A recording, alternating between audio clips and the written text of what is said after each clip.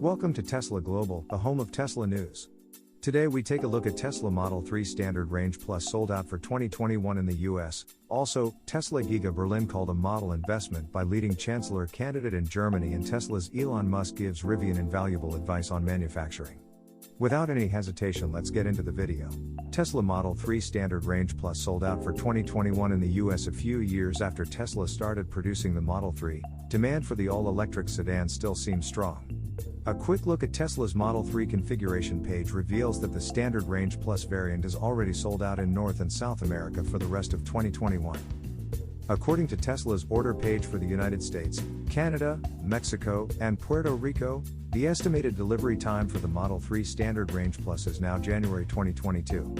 The delivery estimate hints that the base Model 3 is sold out for the rest of the year, despite the third quarter just starting. The other Model 3 variants are still available for 2021 deliveries. The Model 3 long-range dual-motor variant has an estimated delivery date of November 2021, while the Model 3 Performance has an estimated delivery time of 4 to 7 weeks.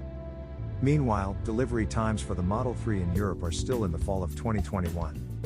Tesla Model 3 vehicles delivered to European customers will be exported from Giga Shanghai.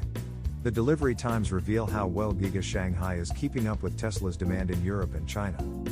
In Tesla's Q2 2021 update letter, the company announced that Giga Shanghai is now its primary export hub.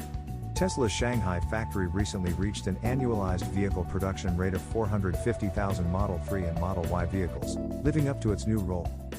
This week, Tesla China filed 5 Model Y variants with China's Ministry of Industry and Information Technology, MIIT. The filings included Model Ys with lithium-ion batteries and lithium iron phosphate batteries. Tesla Giga Berlin called a model investment by leading Chancellor candidate in Germany. On Friday, Elon Musk and Armin Laschet, the frontrunner to succeed Angela Merkel as Germany's Chancellor, are expected to meet at Tesla's Gigafactory Berlin site. Laschet told reporters on Thursday that he received a text message from the Tesla CEO. "I'm glad that Elon Musk has just texted me and that we have agreed to see each other tomorrow," Laschet said. This, of course, also underlines the common will to make such an investment possible in other fields in the future. You have to talk to each other for that. On Friday, Elon Musk and Armin Laschet, the frontrunner to succeed Angela Merkel as Germany's Chancellor, are expected to meet at Tesla's Gigafactory Berlin site. Laschet told reporters on Thursday that he received a text message from the Tesla CEO. "I'm glad that Elon Musk has just texted me and that we have agreed to see each other tomorrow," Laschet said.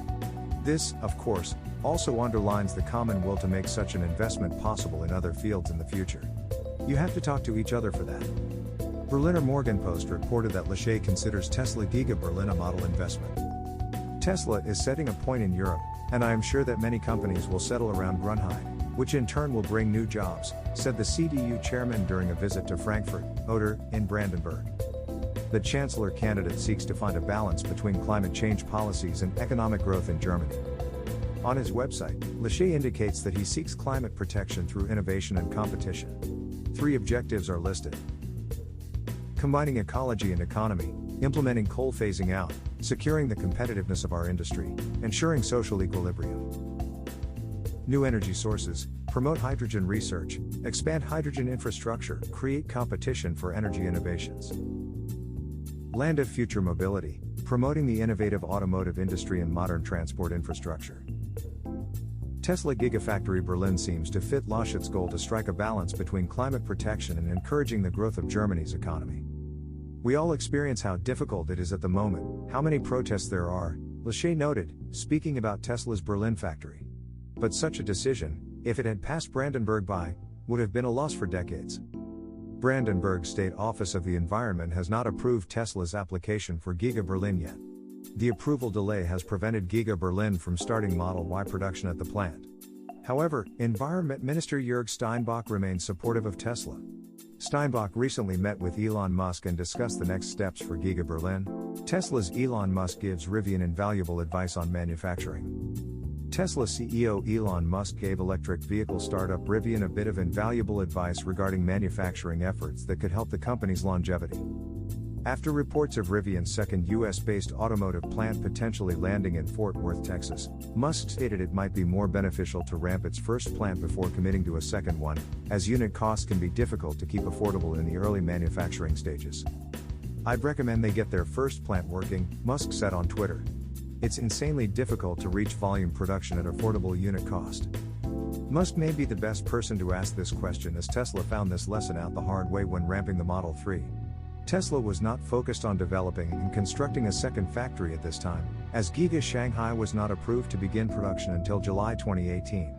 In 2017, however, Tesla was ramping its first mass-market vehicle, the Model 3, and financial specifics were dicey. Musk has called this time in Tesla's history production hell and indicates that it was one of the most stressful times of his life.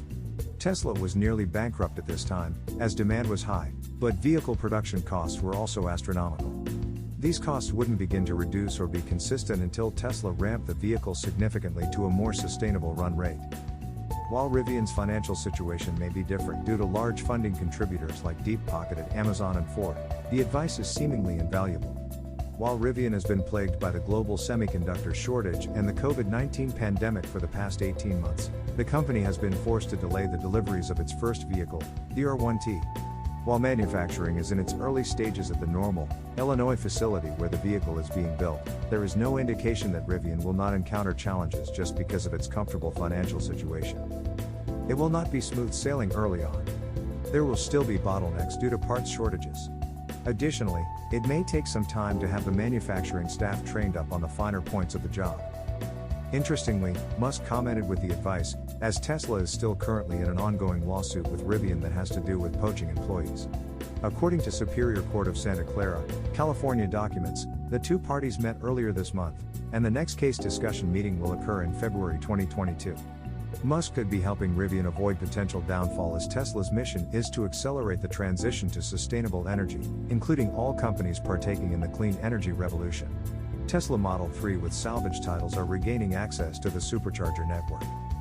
Tesla's decision to block access to the Supercharger network for vehicles with a salvage title last year was met with a lot of criticism. On the one hand, Tesla had a fair point, since it's difficult to ensure that a salvaged vehicle's battery is completely safe. On the other hand, some cars with salvage titles seem to have batteries that do not seem damaged at all. Tesla, however, stood its ground, even extending its restrictions to third-party rapid chargers. This has not stopped car buyers from purchasing salvaged Teslas. These vehicles, after all, are typically more affordable than non-damaged units in the second-hand market. This is especially true considering that Teslas tend to maintain their value in the second-hand market very well. For some car buyers, it is more practical to purchase a Tesla with a salvaged title at a far lower price and just have the vehicle repaired, even if it does not have access to the Supercharger network, or rapid chargers for that matter.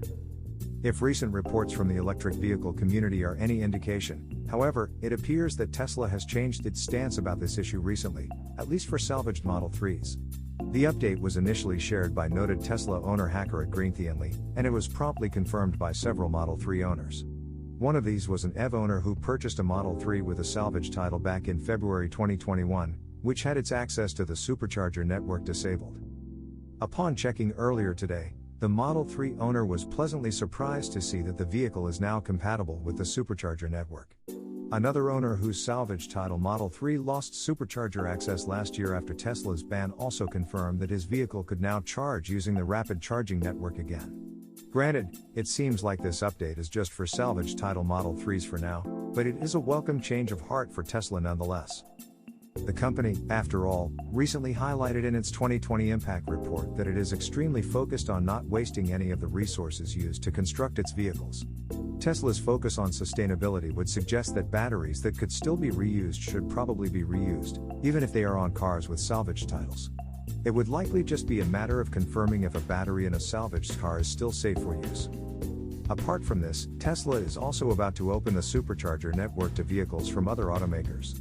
Having a group of Teslas that are fully operable and repaired that are blocked from the Supercharger network is bad optics, after all, especially if non-Tesla EVs under various stages of wear and tear are able to access the rapid charging network just fine. Now it's up to Tesla to roll out this apparent update to salvaged Model Y, and perhaps even the Model S and Model X. Do you think salvaged cars should be allowed to use the Supercharger network? Will it cause a risk? Let me know in the comments what you think.